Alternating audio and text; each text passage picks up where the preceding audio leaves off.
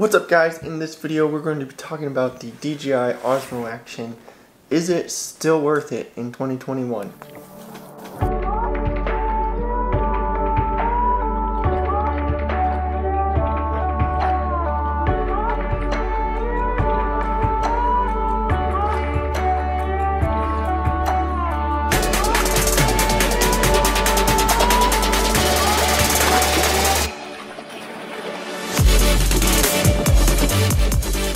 We're going to go over the basics of the camera, what settings I use, and should you consider getting one.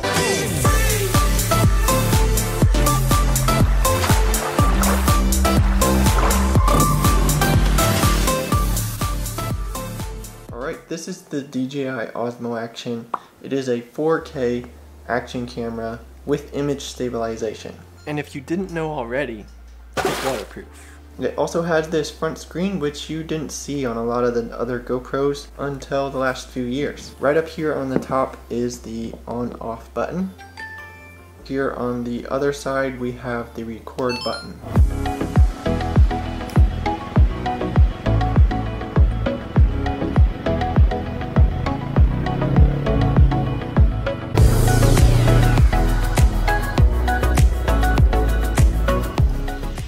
Alright, with the latest update, now all you do is press this side button here one time and it switches to the front screen. It used to be you had to press and hold, but they updated it. If you swipe from the left side, you get the footage that you have already taken.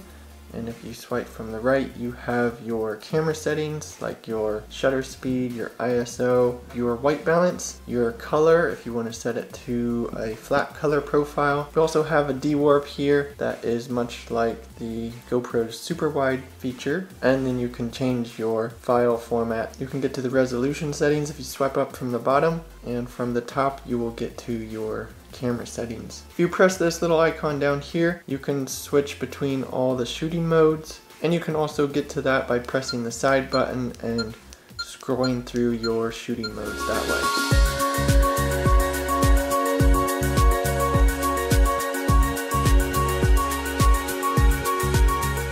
Down here on the bottom is the battery, and you just pop these two levers and the battery pops out that way. You want to make sure that you get these snapped in all the way. Over here on the side we have a door for charging or an external microphone and your SD card here. Now what SD card should you use here? I use a SanDisk Extreme card because you need a fast reading card for filming 4K footage. When you do get a new SD card, you will need to format it in the camera.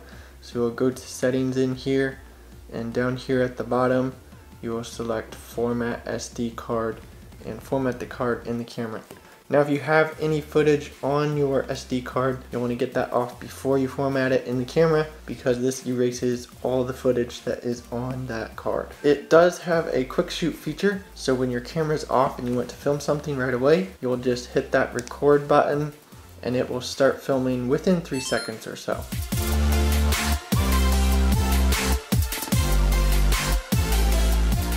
Now here are the settings that I use on my cameras. The Osmo Action can shoot in 4K, and sometimes I'll use that, but most of the times I keep it in 2.7, and I have it set to 30 frames per second for that natural motion blur. This keeps my file size smaller using that 2.7. I also have the Rocksteady turned on, and I have it set to the 16:9 aspect ratio. Now when I'm riding the ATVs, you'll get wind noise in the microphone, so there's a feature down here. You can turn on the wind noise reduction. That will cut out a lot of that wind noise that's peaking the audio.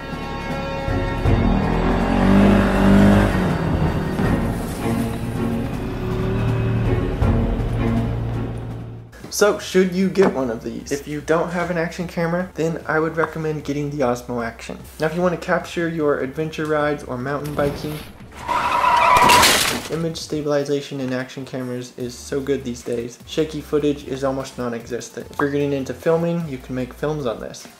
Just because it's an action camera doesn't mean you have to use it for sports. You can use this for short films, vlogging, and since it's so small, you can put it in places where you can't fit a DSLR or mirrorless camera. So yes, it's still a great camera. Should you get one is up to you. Do you like going outdoors? Do you like hiking, biking, ATV riding? You want to vlog? You want to make movies? You want to start making short films?